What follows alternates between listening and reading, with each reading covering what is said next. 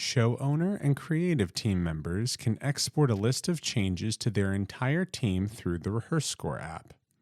To export a list of changes made to an individual song, first tap into the song title and tap the three-dot icon in the upper right corner.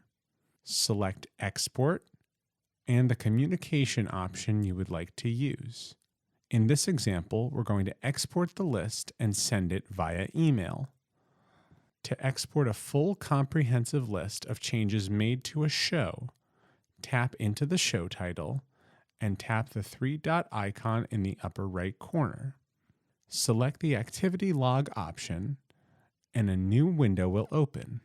In the upper right corner of this new window, tap the Export icon and the preferred communication option you would like to use. In this example, we're going to copy the list and paste it into a document in a mobile notes app.